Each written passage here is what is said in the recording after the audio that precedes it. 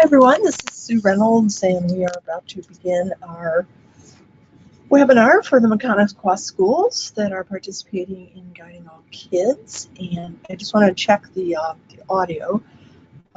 Kim, I'm going to unmute you, Kim Bunn. So Kim, can you hear me okay? Yes, I can. Very good. And can you see the PowerPoint slide on the screen? Yes. Wonderful. So Kim, the only other person on right now is Elizabeth Ressler. So I'm wondering, should we wait a few minutes, do you think? What time is it? Elizabeth. Okay, I was going to say, I have one of my people is going to remote in, and Nick Raber. He should be remoting in as well. I go ahead and get started.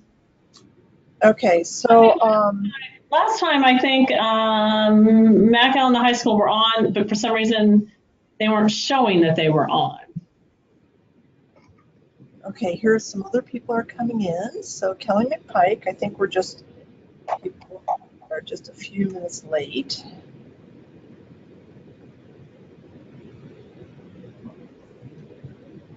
So it'd be nice to make sure that we have someone from each of the schools here, but I understand what you're saying.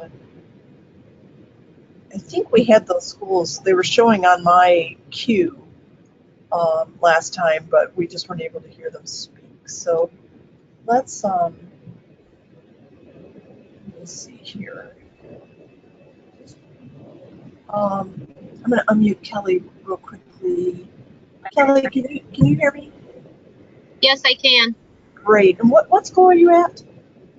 Mechanical Elementary. At the elementary. Okay. Yep. And I have my steering committee in the room with me. Okay, terrific. Okay, so I think the only school we're missing right now is so I'm going to go back. Kelly, so who do you have there with you? I have Amy Snyder, our counselor. Right. Stephanie Price. Okay. Shayla Elmore. And Jeremy Fuel, he's our assistant principal. And then our two community members have the link, but I don't know if they are able to join us right now in real time. Okay, that sounds good. Hopefully Nancy will be able to come in. Hopefully she'll join in since she's in charge of running the council meetings. But if not, you can kind of fill her in and on what we've covered today. So okay, that's wonderful. And let's see. We've got Janet McManus. Good is here. Janet, I'm going to unmute you. Well, I'm going to try to unmute you. There we go. Janet, can you hear me okay? Hi, yeah. I'm still working on it. Okay, I can hear you. Okay, I gotcha. Good, good. So who's there from the high school? I have Zach Funk, Stephanie Tidd, Chad Carlson, Tammy Hirschberger, Heather Adams, and Carrie Catanzaro. Okay, so and I'm looking, so Jim Tidd is not there, correct? No, he couldn't attend. Okay, so just the same as before, since he's in charge of the council meetings, we'll want to make sure that this information gets back to him or gets redelegated to somebody else to do for the upcoming meeting. So, yes, we will make sure of that. Okay, that sounds great. Thank you very much. And Elizabeth, same thing. I guess let's check in with you again. Can you tell us who's there from Pipe Creek? Yes, so I have Haley Townsend and Lena Washburn. Okay. And we're the only ones that can attend it live right now. Okay, okay. So the people from the school. And again, Tim Boggs, who's is in charge of the council meeting, so we'll want to make sure that he gets this information. Yes, absolutely. Yeah, or it gets redelegated to somebody who was here that is privy to all the discussions today. Okay, very cool, good, thank you. And I guess let's go back to, Kim. So Kim from the middle school, who do we have from the middle school? I have Craig Bernigan, my principal, Kelsey Dennis, Heather McCrae, and Dave Chabot. And Nick Raber should be remoting in. Okay, great. So, and then you are in charge of the council meetings, so we've got the right person there from the middle school. Perfect. Okay, that's great. Let's get started. I think it is really important to kind of make sure that whoever's going to be facilitating the next meeting is at these webinars so that they can ask questions about the facilitation.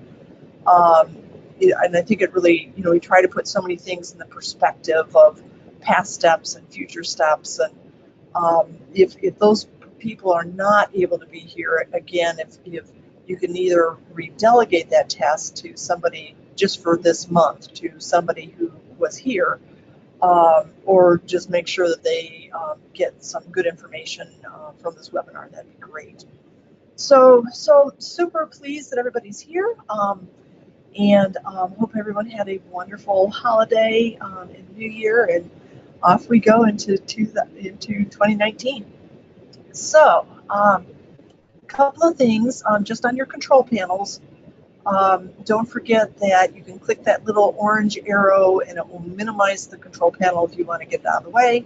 I uploaded 2 handouts that we'll be going over today. The one we're doing right now, and then the handouts that the PowerPoint slides that will prompt your discussions during the council meetings. And then again, if you want to maximize that control panel, just click that little orange arrow again. So I did not enter any polls into this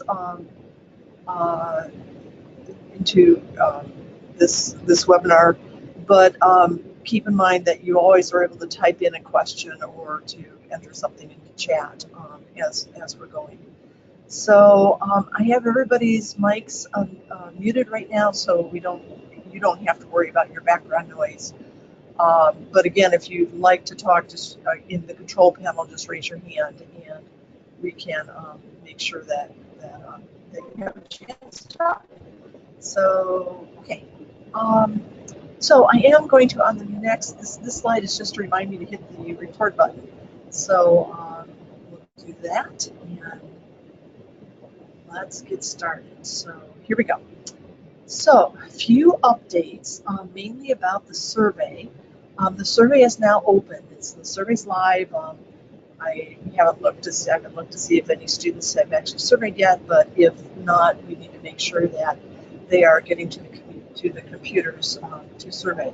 So the data collection person is in charge of that. So at Pipe Creek, that would be Elizabeth, be Amy at Mechaniqua, and Kim at the middle school. I'm sorry, Amy at the elementary, Kim at the middle, and looks like Janet is in charge of that at the high school. Now, so it's really important in this section that the 4 of you are listening. However, in most schools, there's delegation of tasks when it comes to surveying students. So everybody listen up, because those 4 people may want to delegate some of this to you as we go. So survey window is between now and January 31st. We're looking to survey 95 or better, ideally 100% of your students.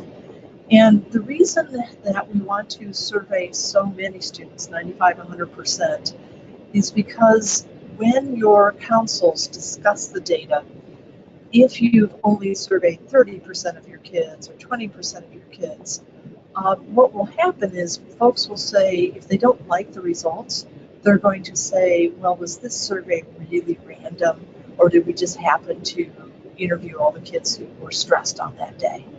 So, if we can get that percentage up to 95, 90, 100%, that really takes that question out of the picture.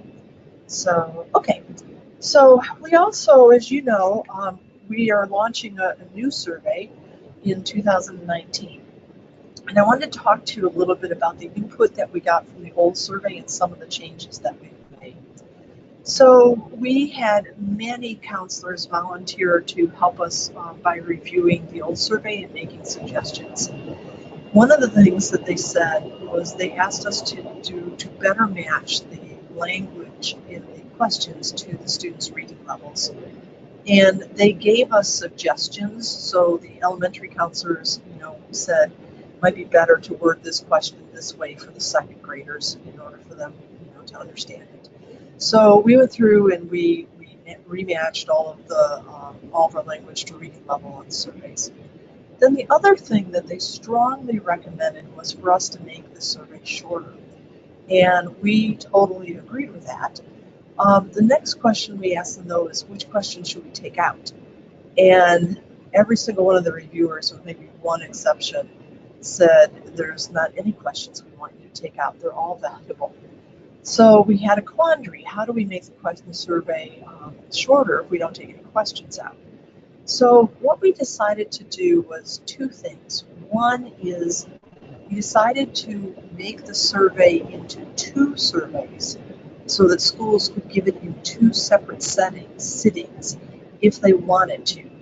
So we did this as an experiment last year with about 20 of the schools that were surveying. And what we found in those schools is that for some of the elementary schools, the teachers did opt to give the survey in two sittings. But as in the older grade levels, they tended to give the survey in one sitting. So just to kind of help you understand the two surveys, the first survey is going to help you understand if students are making key choices that students who are successful tend to make. The second survey is going to help you understand if students are not making those choices, why aren't they making those choices? So we're calling one the goal survey because that's really what we're trying to do in Guiding All Kids and Redesigning School Counseling, is to help students make better choices. And then the other we're calling the root cause survey, because one of our steps in the process is called the root cause analysis, where we look at why aren't kids making the choices that you want them to make. So there will be two surveys. You can opt to give both surveys all at once, or you can opt to give the survey in two different sittings. Okay, now, I think it's really important to understand the format of our questions. The questions on our survey are designed to be answered in 7 to 10 seconds for each question. And when we've tested even with lower elementary kids, third graders, we find that that pretty much students can answer those questions in 7 to 10 seconds or even less. So if you think about it, 10 seconds is a really long time. I've got my stopwatch on my phone right now. So how I did, let me turn it on real quickly. Timer, stopwatch. And I'm going to just read the first question and think through it, like I think maybe a third grader would, and just kind of time how long that took me. So here we go. Did you help one of your friends this year? Did I help one of my friends this year? Yeah, I helped Susie. So I could have said yes. Where's the yes box? There it is. Click it. And that took me 11 seconds. So, so these questions really are designed to be very, very fast. Knowing that, we can get in like 6 questions in a minute. So 6 or 7 or maybe even 8 in a minute. So, so we can put a lot of questions on the survey because of the way the questions are designed to just be, they're just yes or no. Did you do this? Did you do this? Did you do this? In the knowledge questions, the questions are all say, do you know this? Do you know this? Do you know this? And so the students go through these questions very quickly. That said, we did take out as many questions as we felt we could and still give you the information you needed to design your program. And this is how many questions we came up with. So in survey 1, you can see that, like for a 7th grader, there's 41 questions. Well, if they're doing a question every 10 seconds, that's going to take 4 minutes. I mean, it just is really, really fast.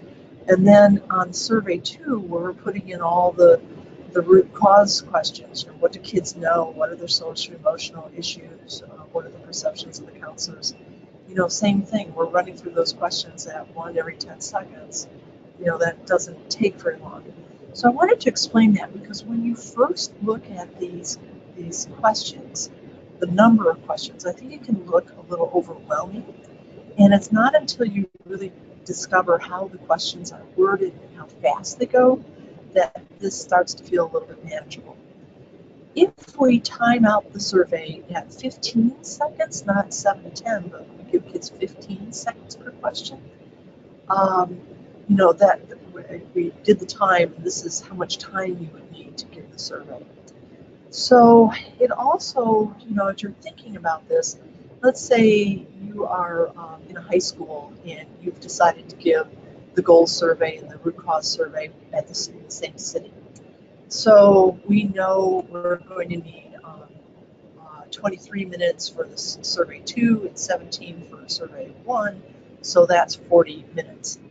So if you decide to take one class period to do that, and it's a 55-minute class period, and you get in there and the survey doesn't get started right away, there's maybe a discipline issue that the student teacher needs to deal with, or there's some housekeeping stuff the teacher wants to do, they don't get started right away, they're going to have a hard time finishing in that class period.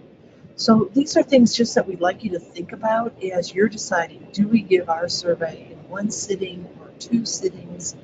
How important is it for us to tell our teachers get started right away to make sure that you have the full 40 minutes that you need? Do you want to add a little bit of extra time on just in case it takes your students a little longer to do the survey? So just things to think about as you're setting up the survey. Okay, so in the survey setup, when you go into the process page and click the administer the survey icon, you'll go to a survey setup page, and the first question is select the questions for the survey. In the schools that are not doing Guiding All Kids or Redesigning School Counseling, we actually give them an option of putting the different question sets on. They don't have to put all the different question sets on there. But for Guiding All Kids or RSC school, when you go in to make your selection, make sure that you've selected all 4 question sets. That's really important. After you've done that and you've clicked save at the end of that page, then the computer will give you these codes. And you can see that you're going to have 2 different 3rd grade codes. You're going to have one 3rd grade code for survey 1 and a second survey 3rd grade code for survey 2. Each of the codes starts with the grade level. So if I'm a 3rd grade teacher and you're wanting me to administer the survey, you're going to give me this first code for the 3rd graders. And if I'm doing both surveys in the same sitting, I get the second code too. The students who go in, put the first survey code in, take those questions, and then put the second survey code in and take the second survey questions. So, okay. So when the students go in, this is what it will look like to them. So you'll tell the students, let's say you're going to give both surveys. You're going to tell the students, here are 2 survey codes for you. Go to this website, and then in this box, enter that first code, click next, and then just walk through the survey. When you're finished, hit submit, and then go back to this website again, put the second code in, and then hit next and take those survey questions. So, and then of course, if you're doing the survey in just one sitting, you would only give the students 1 code, and they do the first survey. And then if you came back to a second sitting, you give them the second code, and they do the second code. Okay, I'm going to pause here. Well, let me go on a couple more slides, and I'm going to pause for questions on the survey. So we suggest you bring your students to a room housing computers. You write the survey site and the codes on the board, and then just, as I just explained, ask the students to go to that site, put their first code in, do that, put the second code in, take the surveys. Okay. Then I also wanted to point out that on that same survey setup page, there's some tools for you. One is, here are survey administrator instructions. So if you're having, most schools have their teachers administer the survey. You can just, print that and pass it out to all your teachers, and that will tell them how to give the survey. Then this is a page where this takes you to where you actually give the survey. And then so at Pipe Creek, where you have students in grades K2 who are not surveying online, this little icon gives you your instructions for the teachers and their code in a tally sheet where they will tally in how many students raised their hands or didn't raise their hand on each question. Line 7, step 7 here, this just tells you how many students in your building have surveyed. Then this calculates the percentage of students in your school that have surveyed based on DOE's number of students in your school. And then you can also print a list of students who have taken the survey. So if you're only at 75% and you're thinking that doesn't make sense, I think I'm at 100%, you could print out this list and see, where are the students who are missing. And then finally, on the survey reports, as soon as 10 students have surveyed, you're able to pull up the results and start seeing calculations and numbers there.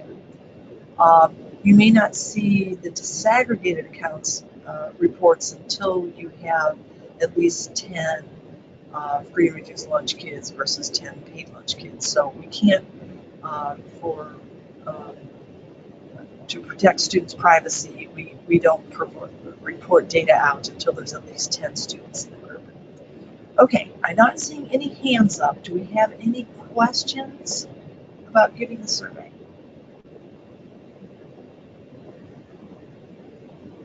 Okay, not seeing any hands. Okay, very good. So, the challenge is now to get every student to the computer this month and to make sure that they all get surveyed. Please feel free to call us if you have questions. But yeah, and I hope today, if you haven't thought about how that's going to work at your school, that after this webinar you take some time to talk about that. Okay, school-to-school sharing. I want to do this pretty quickly. First of all, let's take like 2 minutes, and if you'll talk in your groups before thinking back to that first council meeting where you introduced all the terminology and worked on your benefit statement. What went well at that meeting, and what do you need to do differently at that meeting? So if you'll talk about that just really fast, and then I'm going to ask each of you to report out so we can hear what you think went well and then what you're going to do differently next time. So, okay, I'm just going to pause for, let's give you maybe 3 minutes. I'll pause for 3 minutes, give you a real quick chance to talk, and then I'll come back in 3. I'm pausing now.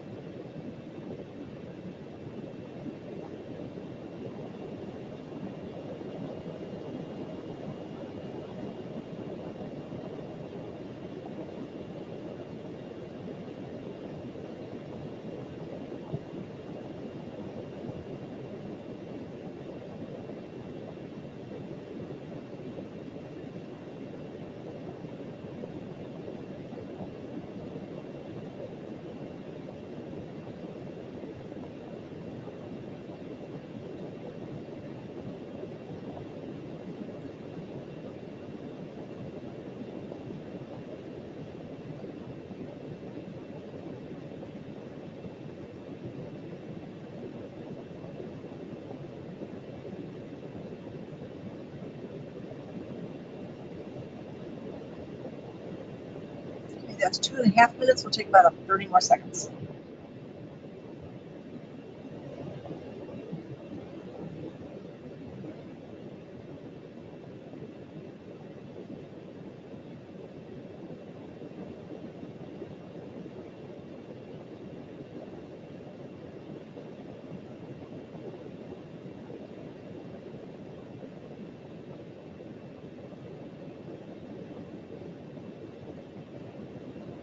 Okay, that's 3 minutes. I think we're going to start with Pipe Creek.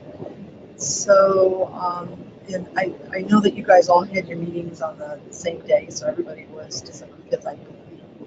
So at Pipe Creek, Elizabeth, I'm going to unmute you. Can you just share real quickly just one thing that went really well and one thing that you'll maybe do differently the next time you meet with your council? I think one thing that went well for us is we were surprised at the actual turnout. The number of people that could physically attend, we were very pleased with. Maybe for next time, one of our concerns is just making sure that we understand what the end result is before we go in, making sure that we're truly prepared to know after this meeting with this data now, here's the product that we need to create at the end of it. Still trying to work out all the kinks of creating that stuff. Okay, that makes sense. There is a document called Before and After Yes. in the manual page. Remind me at the end of today if I don't pull it up and kind of walk through what's in there with you. Remind me to do that because I think that would help a little bit. And I think that's too, especially in the beginning. This is so hard because it's like you're having to facilitate these meetings, but everything's like brand new to you too. Yes. Yeah, I know that's really, really hard. And I think that we were pleased with the response of everyone and how people participated in our group. But like you said, it's just the first one getting it under your belt and going into that second one and gaining that confidence that we know the process truly. Because every step will be different, I think you'll have a little bit of that feeling every month. I guess one of the things I'd suggest is that if there's anything as you're prepping for the meetings, if there's anything that feels fuzzy, call us so we can kind of talk you through that. The other thing I can say is that once you've been through this process with us once, the next time it's just so easy because what the hard part now is that you not only is everything new, but you don't have the future pieces under your belt so you can see how everything connects. But after you've been through this once, I think you'll see that better. But I will try in my workshops, webinars with you too, to try to make those connections. And please, anytime in these webinars where there's not a connection that you need, feel free to ask me to help you with that. Any tips or any ideas on why your turnout was so good, and what did you do that maybe caused that to happen? I'm not sure. I think part of it was when we were reaching out and working to build a council, it was still pretty fresh in all of their thinking. And we were able to remind them, thanks for joining us. Don't forget our first meeting is this date at this time. So it'll be interesting to see what the turnout is next week because we'll send the emails and we'll make those contacts. But I think just staying on top of it and being responsible and helping them know the dates and the times. Is the big deal. Yeah, absolutely. And that's one thing that a lot of schools have told us, that it's really important to do reminders for their council members. Like someone will call the council member the day before the meeting and say, don't forget, our meeting's tomorrow night. So I think that'll be good.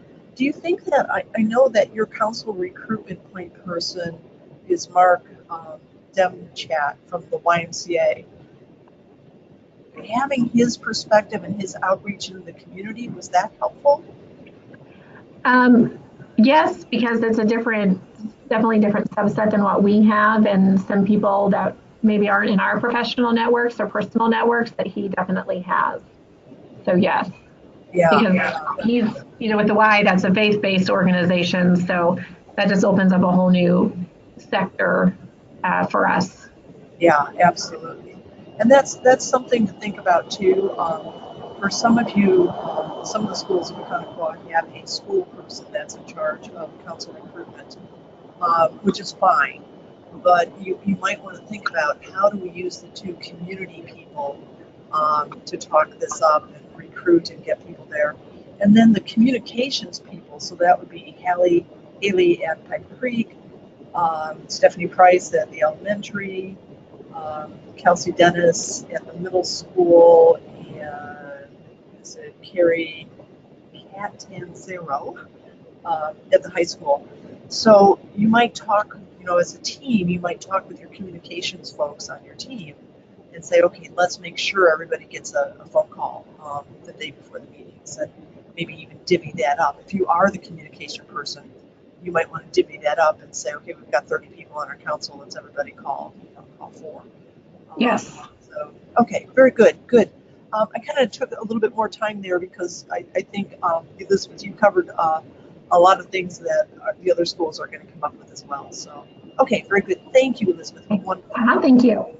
Okay, so let's go to the elementary school. So, let's see here. Let's report for the elementary. Let's see, Amy's here. Oops, I think I have the school. I think I've lost the elementary. So,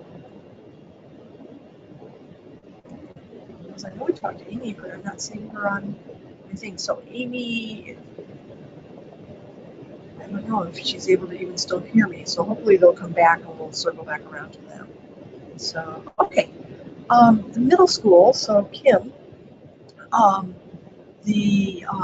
one of the things I thought was cool is that the middle school has gotten active in posting to Instagram, so we can kind of see, where they're going with this. So Kim, you want to give us a quick update on things that were positive or things that you do differently for next time? I thought everything went really well. I thought Janet and Heather did a really nice job at the big group presentation and got us started off on the right foot. And we met with our small group, and I would have been disappointed if the middle school hadn't been the rowdiest group. And they were pretty rowdy. Some very good discussions went on, and we were able to complete our work in a relatively short period of time. And I was able to take that information and do my report after that from that. So I actually thought everything went pretty good. Good. Anything you do differently next time? Not really. Okay, good. Okay, wonderful. Then let's go on to the high school. So Janet and the high school posted a photo, and I was a little bit confused. For a while, we had the same photo, I think, coming in from multiple schools, and I think that might have been because you guys met together in the beginning. But is this actually, let me see, let me unmute Janet. Is this actually a photo of high school folks in your council? This is a picture of our council, yes. Cool. When we met. Yeah. So I thought that would be fun to put up. Yeah, absolutely. And for the rest of you, I can't tell you how much this helps our team to kind of get a visual of what's going on. So, I'm looking at this and I'm seeing, okay, look at how many people are here. I don't know if I'm seeing everybody, but we know that there are at least, 11 people that participate in these discussions. There are actually 2 other tables present, but the photo wasn't able to get all of those. Yeah, very cool. The other thing I like is you can see how people are engaged. So, I think anytime you can put a photo up that shows the energy or that shows how you tweaked something, that's always really kind of cool for us to see. Especially the tweaking on if there's, a slide that you tweaked or a discussion prompt that you tweaked. Those are really helpful slides to us as well. And one other thing, once you've got your account created, you can go into Instagram. Like this afternoon, I just went in and I searched for hashtag guiding all kids. And I could see your photos come up, or the one from the high school and the middle school. But I could also go back, and I did just to go down memory lane, and looked at photos of this same meeting from previous cohorts of schools. And I think if you're kind of perusing those photos, you might get some ideas too about how to better facilitate your meetings. So, yeah, so I love this photo. So Janet, how did it go? What's things you would change? Things that went well? Actually, I felt like we had very good collaboration in our group. We had a lot of positive support. It was a very good turnout. And as far as doing anything different, I don't feel like we need to do a lot of things different. We were well prepared and we had a good response just in general. Okay, that sounds great. Thank you very much. And I see Kelly's got a hand up. Kelly, let me unmute you. Question or comment? No, you had asked for Amy's feedback, and Amy's in the room. We're just all logged in on the same link, which is Kelly. fine. Okay, my Yeah. bad. I got it. So yes, so let's hear from the elementary. How things that went well there, and So we would probably also ditto what Mrs. McManus said. We felt like it went really well. We had really good feedback from our council members, and we were able to take their brainstorm in terms of belief statements, and pretty quickly afterwards sit down as a steering team and develop our benefit statement based on their feedback and input. So we felt like the evening was a pretty good success, and we wouldn't really change anything at this point. okay, that sounds great. So good reports. And I have to tell you, I'm going to go back to Elizabeth. Elizabeth, I loved what you shared. This is not easy, especially like we said, when you're trying to facilitate things that you're hearing like for the first time. So I really want to commend Elizabeth for not only sharing the things that went well, and we could tell that they had a fantastic meeting and turnout, but also the fact that, Elizabeth, you put on your think tank, your thinking cap, and really looked at, what can we do differently? There's always room for improvement, and nothing ever goes perfectly. It's always really helpful when you can, I'm sorry, my computer just did a weird thing. It's always really helpful when you share the things that didn't go well, because then we're able, one, to give you some ideas, and two, to tweak what we do in the future so that we're better serving you. So the fact that Elizabeth said, this is really weird because it's like, we're just hearing it, now we have to present it.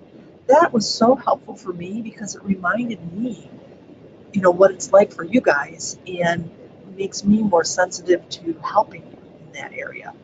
So I want to encourage you. I think sometimes when we're working with schools, everybody wants to appear like everything's going perfectly, and I don't think that's ever the case. There's always room for improvement. So please do share both the successes and the challenges, and I love it when you've not only identified a challenge, but you've kind of figured out what you're going to do about it, which is what Elizabeth did. So, kudos to Elizabeth and to the rest of you. And I know that you weren't really maybe understanding that I'm really serious about hearing the good and the challenging, especially if you have suggestions for what I can do to make this easier for you in the future. So, okay, that said, let's move on. Great reports. So moving forward, remember, this year is about making foundations. You've got your benefits statement down, which is fantastic.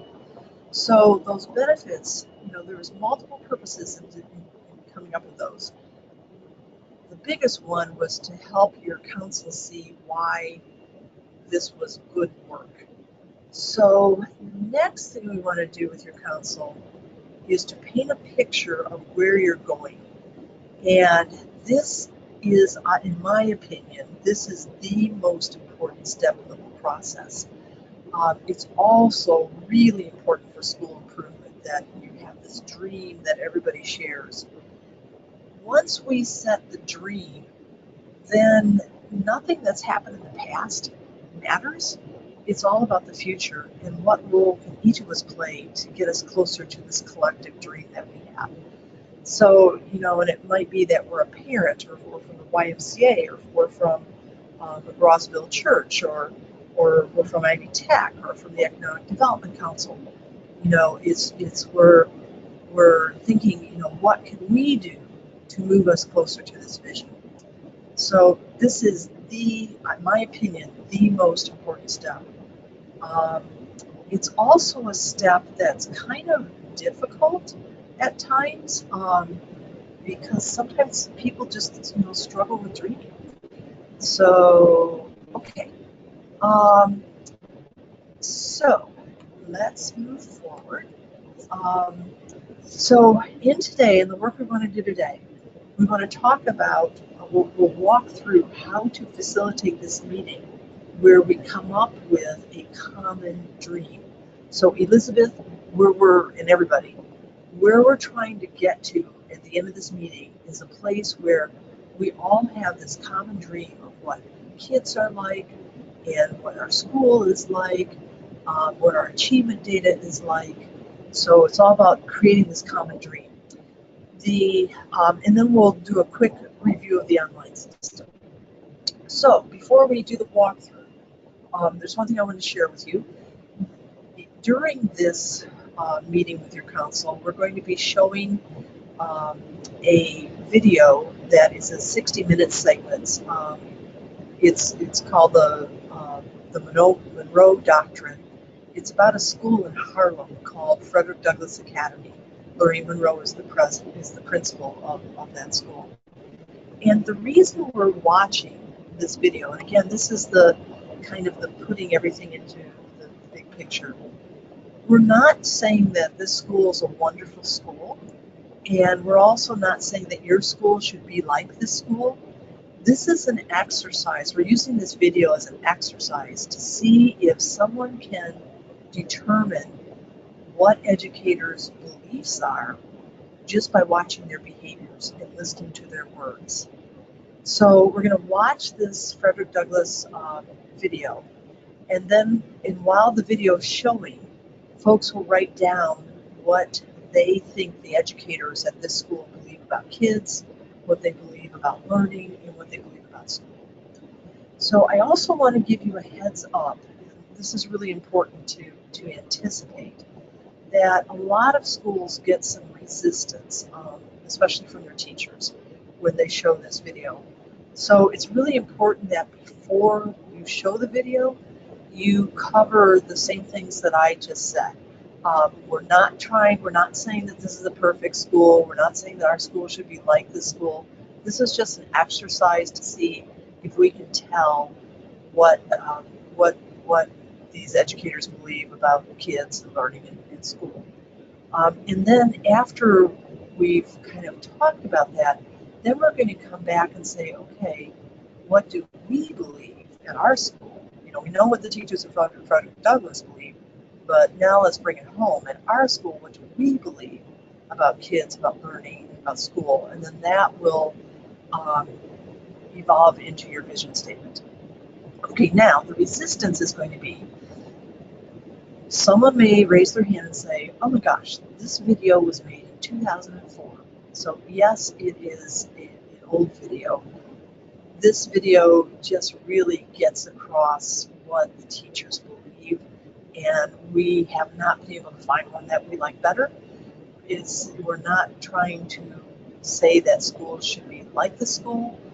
Sometimes schools will say to us, oh my gosh, look at those kids, they're all sitting at desks. And in our school, we want our kids to be doing projects. So that's, okay, fine. What we're really trying to do here is say, what do teachers believe about learning?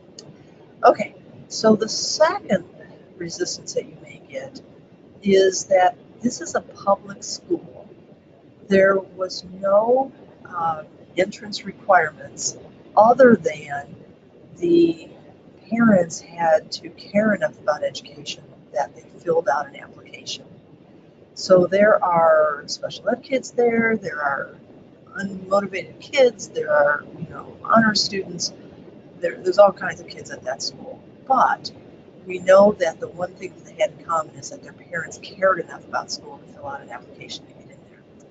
So someone may raise their hand and say, yeah, but, and listen really carefully anytime a statement starts with yeah, but. Yeah, but those students have to fill out an application to get in. So if they say that, what I would, my response would be, you're absolutely right, that's true. So, and, wouldn't it be nice if our school, if we had an application, if every single one of our parents filled it out? So because they thought it was so, education was so important and our school was so valuable. So we want to acknowledge that, yes, there is a difference between your schools and this school. But again, the purpose of showing this video is to see if can we determine what the teachers believe just by watching their behaviors with these kids. And then there's one other thing that will come up. The principal will talk about, she says, I think it's kind of a cute comment. She says, to make school, to have a successful school, you have to have teachers who are maniacs, who don't take no for an answer, who go after the kids. And she also states, and I think you would believe that's true. We have teachers who are maniacs who won't accept failure and go after kids. I mean, that's what makes a school successful, wildly successful. But she also states teachers who work 16 hours a day. Now, we don't believe that every teacher is able to work 16 hours a day. Teachers have families. Teachers have, hobbies outside of school. So it's not our expectation that that your teacher is going to be working 16 hours a day, and we don't think that's your expectation either. So if that comes up, you can say, yeah, that maybe it was that principal's expectation, and that, but that's not the expectation of our school. What our expectation is that we have teachers who are maniacs within their contract hours and maybe a little bit beyond. So just wanted to give you some heads up. The whole video is really powerful. Schools that we've worked with, 10 years later are talking about Lorraine Monroe and the Frederick Douglass Academy. I think the video will really be memorable for folks. So, okay, just wanted to point that out. Now, let's go to the walkthrough. That one, go to the other PowerPoint. Okay, so here is the vision PowerPoint, and again, you are welcome to edit this wherever you think is best for your school. So, okay, so we're starting out with just a review. These are just some reminders. The general aims of this is, of guiding our kids in RSC is to increase the percentage of students who are emotionally healthy, realize academic success, graduate from high school. So you're just kind of reminding people this is the general reason why we're doing this. And then you're going on to say the outcomes. So again, this comes back to Elizabeth's questions. Why are we doing this? And you can imagine if Elizabeth and some of the rest of you have this question, your council members have this question too. So what we're trying to do, the big picture, is we're trying to increase the percentage of students who make sound choices in areas that impact learning. So our outcome is we're going to be looking at data to see our kids making better choices. Okay, the process we're going to use is we're going to start out with, what's the academic achievement that we want. Then we're going to define what are the choices kids need to make to get to the goals of our school improvement plan. And then we're going to design the school counseling program, guidance and counseling activities to help kids make those choices. Okay, so one other concept we want to just kind of touch on again is that guidance can happen from a lot of folks. It doesn't have to be just the school counselors. It could be teacher advisors. It could be a parents advising their own children, or community organizations implementing activities. So again, while there may not be any plans if you're an RSC school right now to implement these other delivery models, you can. And for a GAK school, Guiding All Kids, of course, down the road we are going to be implementing each of these delivery methods. Okay, so foundational pieces, we have one right now, and we're putting the next one in place, which is the vision.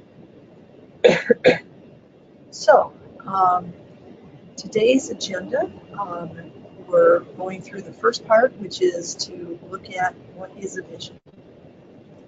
So, a vision, and this is really important that you describe this or it won't be lofty. So, a vision is a detailed description of our dream for all students and for our learning environment that will enable all students to reach the dream that we have for them. The key here is that it's detailed.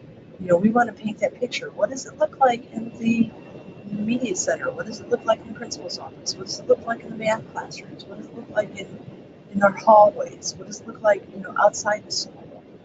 So it's really this painting of this ideal situation where high achievement is going to happen. So I've noticed I've used the word ideal a couple times. So there's a couple of terms that we want to also define because people mix them up a lot with vision.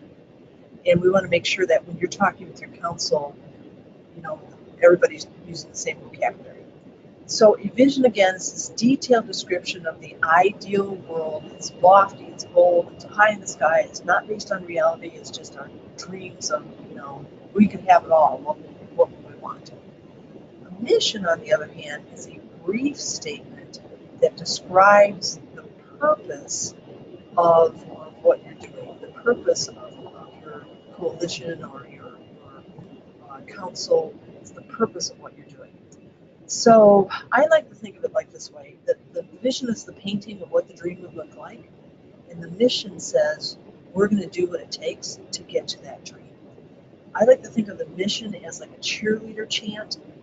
It's usually short, one sentence, it's something people can memorize, and it's just something that kind of says our mission is to go towards that vision. The vision, on the other hand, is very detailed. It explains what our dream is. Once that vision is defined, then we know what our marching order is. Our marching order, whether we're a community organization or a teacher or a counselor or a parent, it's to do the things we need to do to move us closer to that dream.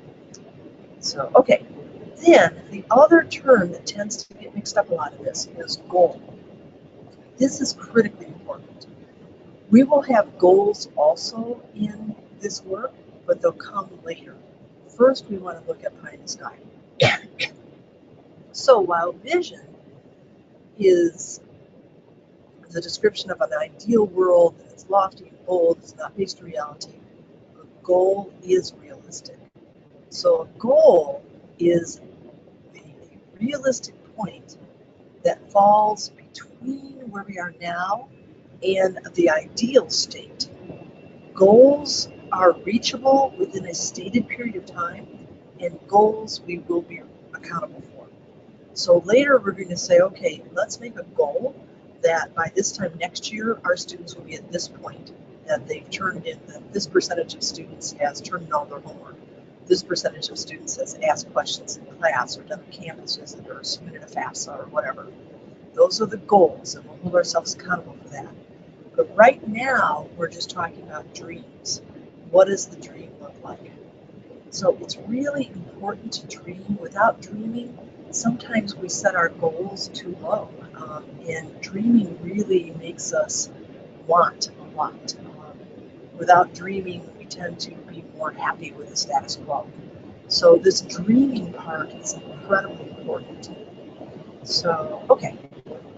So I kind of got into this ahead of time.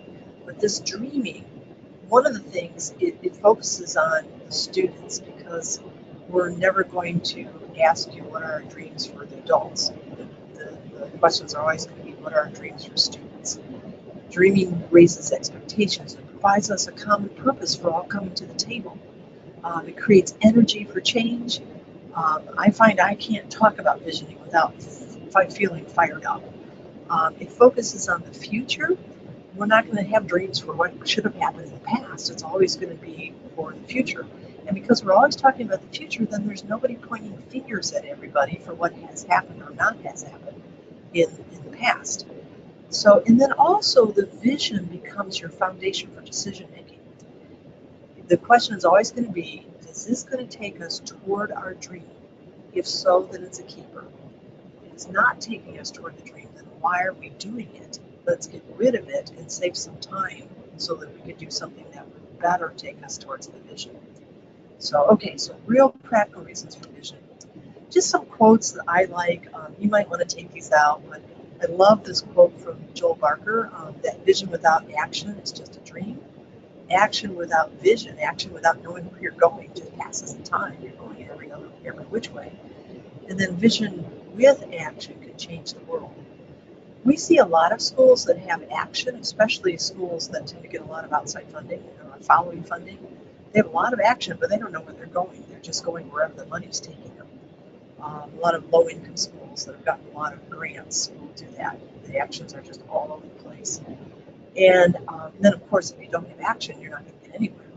But I really love that third part, vision plus action, which is our whole process is called vision to action. And it came from Joel Barker's quote that we start with a dream, and then we figure out, okay, what steps are we going to put in place to get to that dream. Okay, Peter Senge. Actually, my son brought this home from his 6th grade teacher. Their faculty was talking about transforming their school, and they shared this with the students. Without vision, there's no reason to move away from the status quo. Visioning creates discomfort, which results in energy for change. So my 6th grade son said, you know, Mom, this really fits my life. He said, in my basketball team, you know, we vision winning the city championship. And if we didn't have that dream, there would be no reason for working any harder than we're working right now. So the dreaming is really what causes that tension and makes you not okay with the way things are right now. Okay, so should the vision be lofty? I think this will be one of your biggest challenges. We're going to give you some tools to help your council go really lofty with the vision. Without these tools, the vision tends to describe the status quo or doesn't move far away from the status quo. So to help your vision be lofty, we want to look at some questions or some thoughts. One is that raising student achievement really helps kids. It's not about the I-STEP, it's not about more kids passing the SAT, you know, it's really about helping kids, the kids that we love in our community. So here are some of the ways that high achievement and these high dreams help kids. First of all, when kids have more education following high school, their income level tends to go up. And almost $500,000 in a lifetime, kids will earn more if they have a bachelor's degree versus just a high school diploma. So, you know, that's one of the reasons for, you know, we want all of our kids to have this wonderful standard of living, and we want to raise the standard of living in our community. If we believe in that, we've got to go high and lofty with this vision. Maybe that all students in our district are earning a bachelor's degree or higher. Unemployment rates go down with more education. Retirement plans, when students have more education, they're more likely to have a retirement plan provided by their employer. They're more likely to have health insurance provided by their employer. They're less likely to be enrolled in a public assistance program if they have more education. They're less likely to smoke with more education. They're more likely to exercise with more education. They're less likely to be obese with more education. This is what I really like. Adults with more education tend to participate in activities with their families at a greater rate. So if we want, you know, parents to be involved with their families in your community, one of the best ways to do that is to, well, there's lots of good ways to do that. One way you can do that is to increase the education level. Students with more education tend to volunteer more. They tend to vote more. So there's a lot of reasons why, if we love kids, that raising student achievement and having these lofty goals is just good for the kids because of our core convictions. We love kids. We've got to do this stuff. So it's also good for economic development, and that kind of goes hand in hand with loving kids. If we love kids, if we love our community, we just naturally want to raise the standard of living and put people in a position where they have an opportunity for more choices. So here's some other ways that having a lofty vision will do that. We know that economic growth is more rapid in occupations requiring higher social and analytic skills. So for your folks, I noticed at the high school, one of your community members is from the Miami County Economic Development Council. So I know all of your business members are going to be really interested in this, bringing new jobs into your community. One of the ways that you can do that is to raise the social skills of your community and also the analytical thinking skills of your community. So, having a lofty vision will really help with that. So this is a quote I really like from an economist who said there are millions of jobs going begging right now in what has got to be one of the biggest mismatches between skills and the lack of qualified help available in the nation's history. It'll be interesting to see if Jim Tidd from Miami County Economic Development feels that this is a true statement. We hear from economic development councils across the state that there are a lot of manufacturing jobs that are open, and the county has a high unemployment rate, but they can't fill those jobs because the people aren't qualified. So again, this is a reason to make that vision just really, really lofty. Another thing is when we're looking at where employers send jobs, we know that probably the low-skill jobs, they're going to be wanting to send to countries that have low wages. So their low-skill jobs, they're probably going to want to send to Mexico and China and Africa, where they can pay employees like very little to do those jobs. But where are they going to send the high-skilled jobs? The jobs that result in a high standard of living, high income. So as we look at that, and we start looking at the TIMSS assessment, this is an assessment that's been administered every 4 years since 1995. TIMSS stands for Trends in International Math and Science. So we just looked at the fourth graders. We had 49 different countries participate in that. The top 3 achieving countries were Singapore, Hong Kong, and Korea. The United States was 11th. In the 8th grade test, there were 39 countries. We were 9th. In the 12th grade test, there were 9 countries. We did make it into the top 3 there. We were 3rd on that.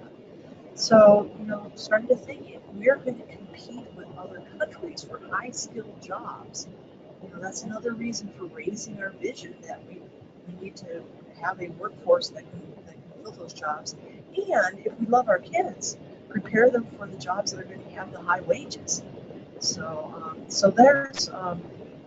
that was math. Here's science, where the United States placed 8th and 2nd in the 12th graders. And this was a test just with physics. So I really look forward to hearing from you next month to see if the business folks in your community kind of echo this information. My guess is that they will.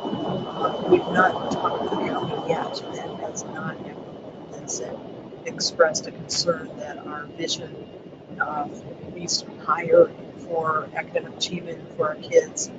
And then also we need to take the steps to get to that place. So far we kind of have 2 reasons for really having this lofty vision. One is that we love kids and we want them to have, high standard of living, lots of choices in the future as adults. We need to have a lofty vision. And 2, if we care about economic development, we need to have a lofty vision.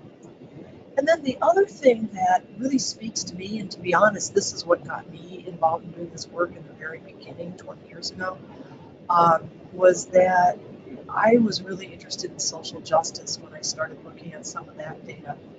And the data we found, this is from Education Trust, and we found that there really is a mismatch in college enrollment by income level and by race. So I know in a lot of rural parts of Indiana there is not a huge demographic by race, but an income level there probably is, and it would be really interesting if you haven't already to look at achievement disaggregated by income in your schools, and then also look at achievement. Also look at what percentage of your kindergartners go all the way on to post-secondary and fifth graders and eighth graders, and do you have a discrepancy there? And if so, then you might want to have as part of your vision that it really is 100% of the kids that are being successful. It's not just a portion. We're not going to leave the low-income kids behind, or the Hispanic kids behind, or kids whose parents haven't been to post-secondary. We're not going to leave them behind. But in your vision, that 100% may be really important, that we have dreams for all kids and not just the kids that are easy to reach. So, okay. So then I'm going to fly through this because most of you participating in this webinar are educators, but we need to explain to your community folks how is academic rigor defined by schools. So first of all, this slide talks about how is academic rigor defined by employers. And this was a report that came out in 2013 that was dynamite. It was called the Employability Skills Framework. They interviewed employers to see, okay, what are the skills that employees need? And they came up with applied knowledge. For educators, for my school, this was huge. It wasn't just knowledge. It was being able to apply the knowledge in problem solving. So kids need applied knowledge. They need critical thinking skills. We hear this from employers all the time. Employees need to be able to analyze, reason, problem solve, plan, organize, make decisions. In your vision, are you dreaming about kids having these skills?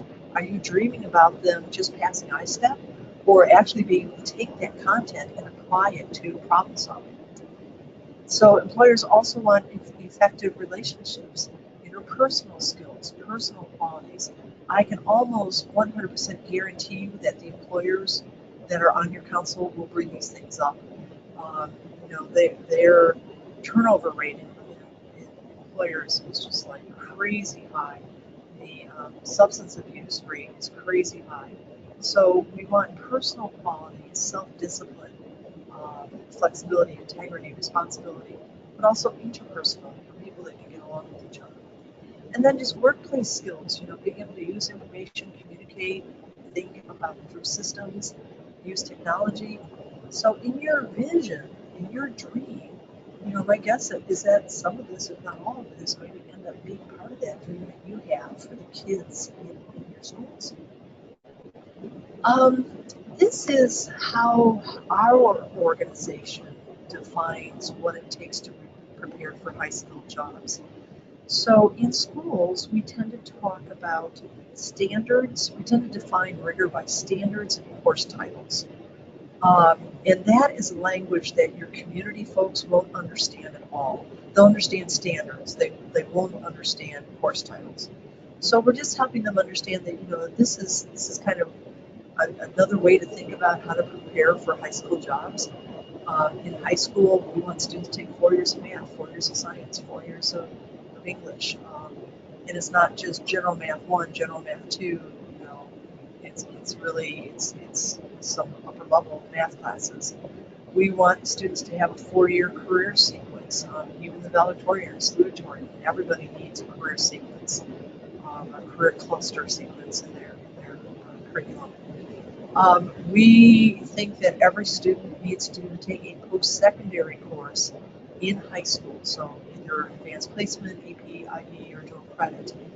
so that they can get a taste of what post-secondary is like when they still have that support system when they're living at home and have a counselor at school and teachers at school that are looking after them. And then just, other odds and ends, PE. Then a real-world learning application, so work-based learning, service-based, or project-based learning. This kind of gets into that application of the academics. And then some kind of external verification that is not just high school grades, but the students have taken a test, or there's a work certificate, there's some kind of external verification that the student is succeeding at a high level. So, that's kind of one way to think lofty. Do we want to dream about that in our elementary school, we are preparing every student to go down this road. In our middle school, every 8th grader is ready to tackle this high school curriculum. And then in high school, we're doing what it takes so that we get kids out of algebra and into geometry, get them out of chemistry successfully. So that was preparing kids for high school jobs, and maybe not so surprisingly, same thing for preparing kids for post-secondary. Okay, so this is a slide that pulls in the new Indiana graduation pathways. It explains to your council that in addition to the high school diploma now that students will need to demonstrate these projects, this on-site learning, project-based learning, school service-based learning, or work-based learning. So beginning with the class of 2023, and which I think is this year's 8th graders, and then also that students are going to have to just demonstrate this external check on their achievement. Either they've earned an honors diploma, or they've done an ACT or an SAT or an ASVAB test, or have an industry assessment or something. So again, think about how to help your community members understand the world of school. They don't understand credits, they don't understand course titles, they don't understand how courses relate to standards. They will understand standards because in the work community, their employees have to demonstrate standards. So I think they'll get that part. Okay, so how do we get academic rigor in our schools? These are what we call ACEs, elements of high achieving schools. Our schools that tend to improve their achievement the most have paid attention to these 7 areas. And of course, you guys are paying attention right now, big time, to student guidance. That's huge. But these other areas are important as well. So how do we get the rigor up there? To just kind of paint a picture of how we would move towards this vision, we would focus on these 7 areas. And then finally, the process. I'm just going to really fly through this. So I'm hoping to be finished in about 10 minutes.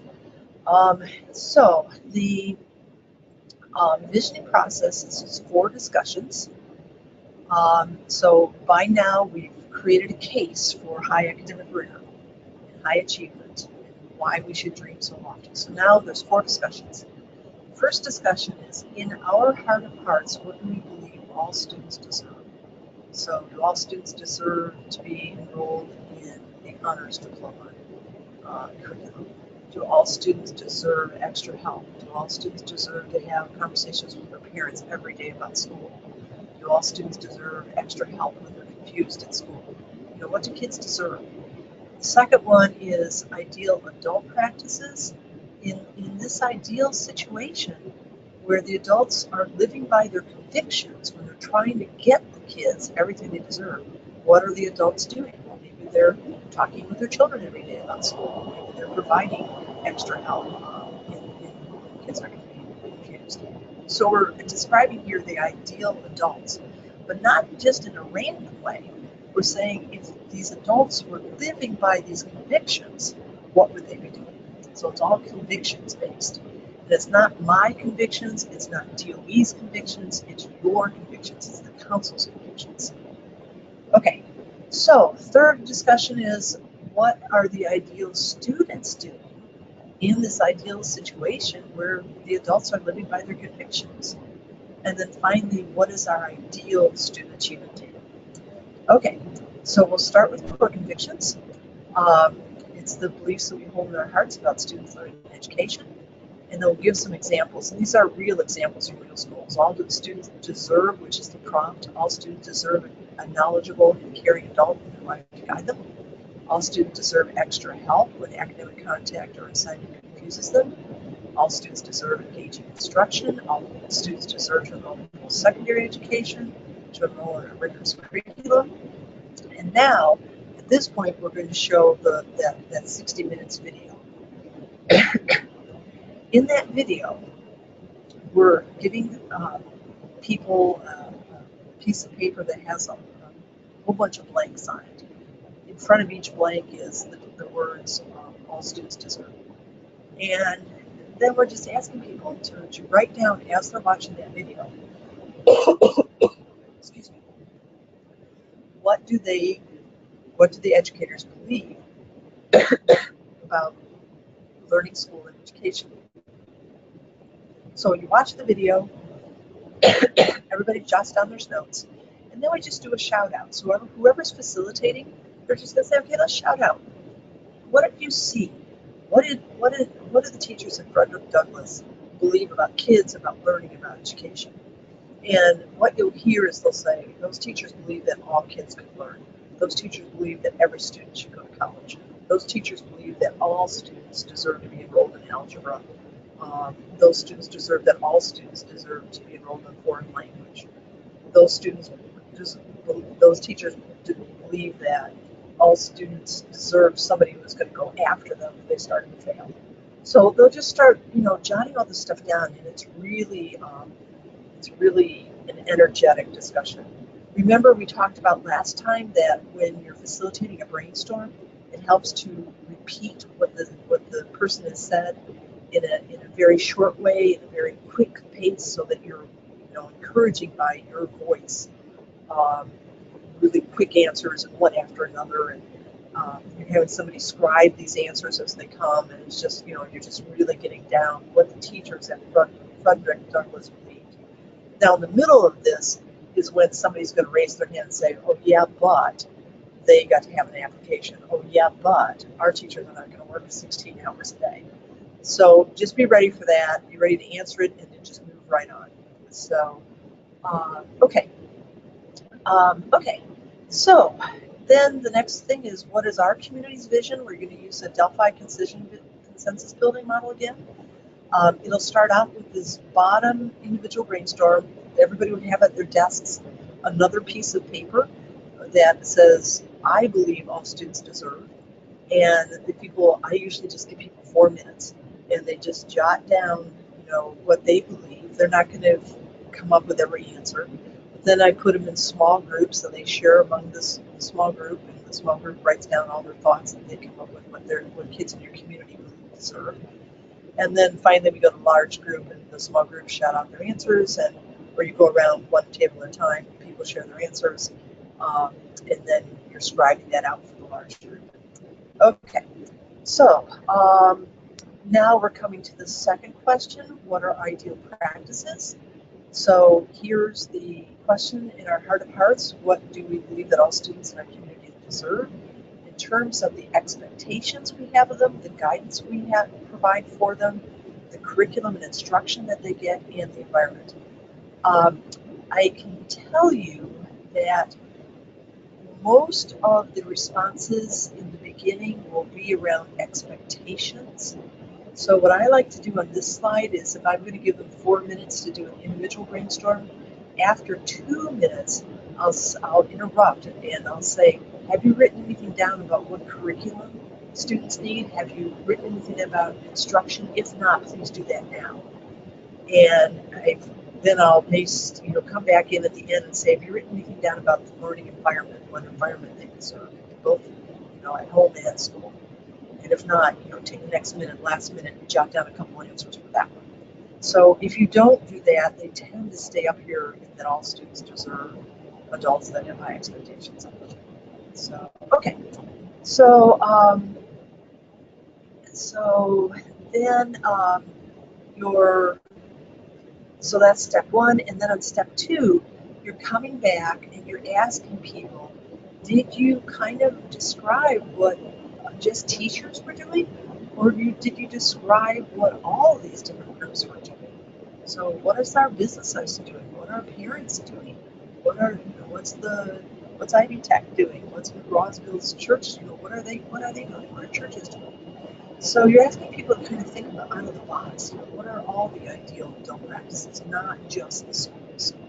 So then you give them a little bit more time to fill that in.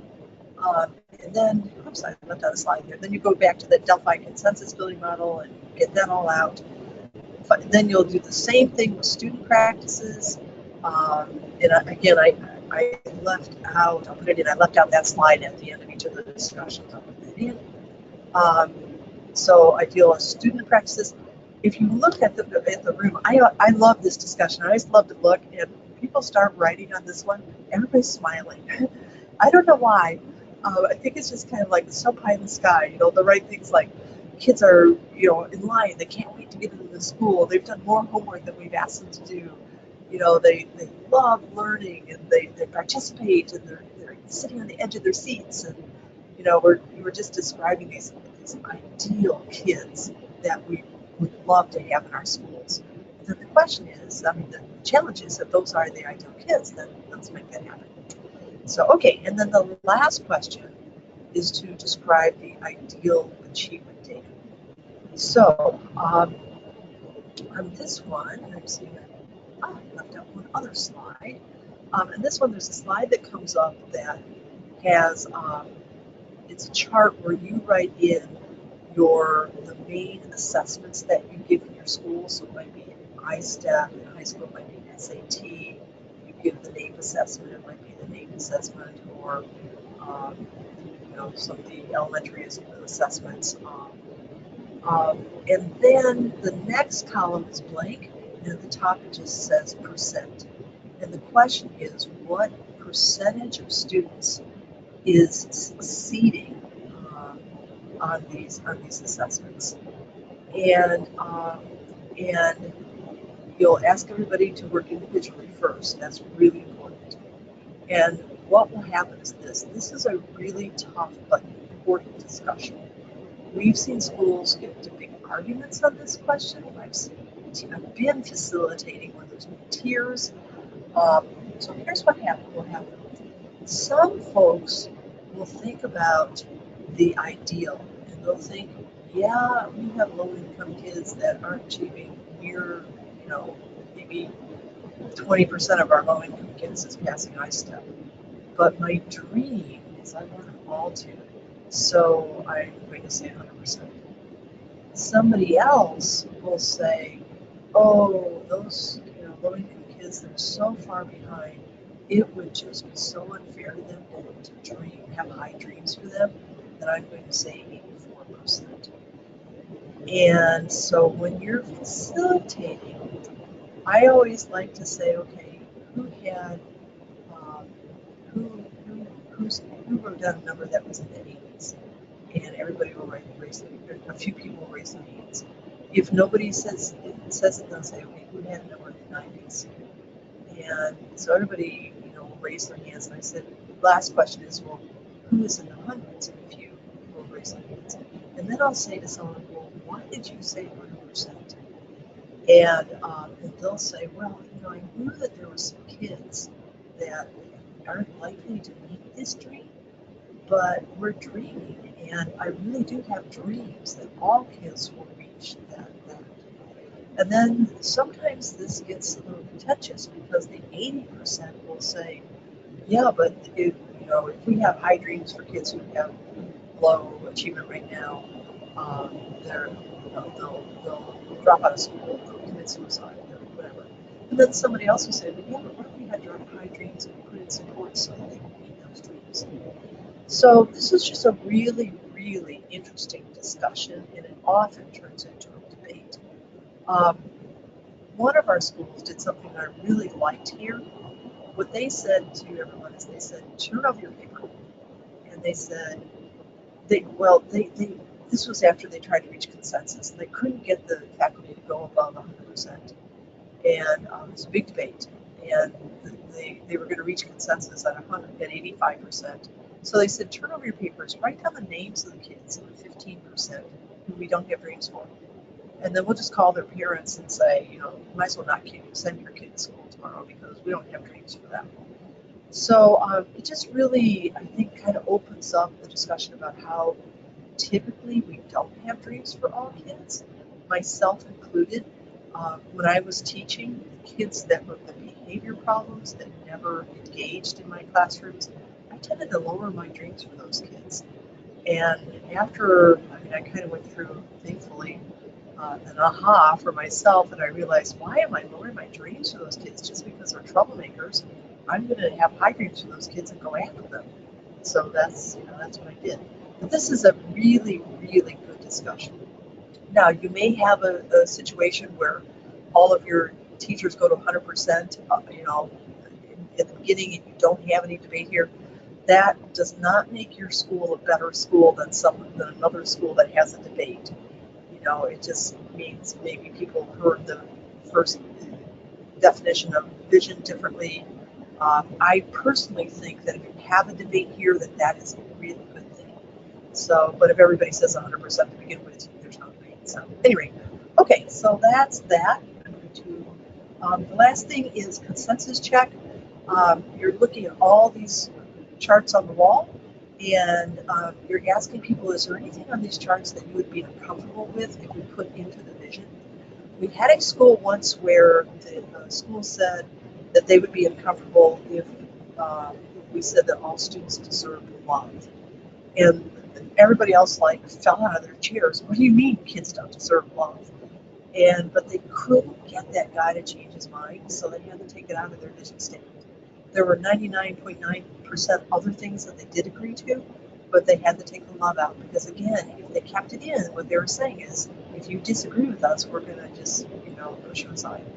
So that story actually had a happy ending because between that meeting and the next meeting, they kind of went and talked with that guy a lot, and he came around and they added that back into the vision at the next meeting. So the last statement is just, is there anything you can do right now to better align your current practices with our vision? So, think about your church or your business or your YMCA or your Economic Development Council. What can you do right now to get us closer to that vision? And just jot it down and be thinking about that. How can you incorporate this right now into your current work? And then we'll talk about how we're going to work as a group to move our community towards this vision. Okay, that's it. Now I'm over where I want to be. Let me fly through online system. Okay. Again, let me go to the process page. The process page, I'm scrolling down. Oops. Process page. I'm scrolling down to be. So there's really no surprises here. There's text boxes here for entering your vision statement. Oh, on the mission statement, ASCA requires that schools have a mission statement, so we want to make sure, and also DOE, the Gold Star Award, we want to make sure you have one. But your mission is just going to be that's your mission to move closer to this dream that you have. In this document right here, we've given you a sample mission statement as well as some tips on how to write a mission statement. So this will be pretty quick. Make sure you read this document. I think that will be helpful to you. The rest of this, actually, this step 8 is going to come out, so don't worry about that. We'll do that tomorrow morning. And we're going to, okay, so no surprises there. Let's go to the manual page. And I am scrolling down to meeting 2 vision. I don't know if you want to pass all this out, but we've given you all kinds of documents to help you when you're talking about the rationale for high lofty vision. This might be interesting. This ASA Elements of High Achieving Schools, that's a quick read. Here's where they're going to write down their notes while they're watching the 60 Minutes video. And then this is where they write down their personal vision for what they personally think that all kids deserve. The tools there, what we're watching right now will be here on the steering team slides, what we're doing right now. There's posters in here that you can use for describing all the brainstorm comments. There's a vision statement sample. I do want to look at one of those. Let's open that up. So I've given a vision statement sample for each grade level. But what I want you to see is that we believe that all kids deserve their share of contributions. This is when you plug this into the computer, here's how it's going to spit out. All students in our community, all adults in our community are living by these convictions daily, and as a result, and then all of your adult behaviors will appear there. In this environment where adults are living by their core convictions, now we're describing students. And finally, as a result of these efforts, our school achievement data, our ideal achievement data is here. So it's okay with us if you bullet these. Just remember to use dashes as your bullets, so they don't have to appear in paragraph form. This could also be a bulletin list. So then when we put those in, just make the bullets instead of paragraphs. That will be fine. Or you may decide you want to have paragraphs. That's up to you. Okay, this is a personal reflection if you want to use it, living by the vision, that last part, how would I incorporate my daily activities? How would I do them differently to move us closer to the vision? Here, we were talking with Elizabeth earlier. Here's the before and after. I just want to make sure that where this is in here. So this is like each point person on your steering team. And this is what they would do before council meeting 2, and then what they would do after council meeting 2 in order to prepare for council meeting 2. So we know the data collection person has stuff that they're still doing, especially big time this month, but this is just stuff related to council meeting 2. So, okay. Yeah, so that's just like what to do to get ready for, and then what to do after the meeting, so like moving along and getting ready for meeting 3. Okay, the last thing is this link takes you to a website that somebody who loves Lorraine Monroe, like I do, has created, an educator that she just totally impacted. Lorraine Monroe's retired. There she is.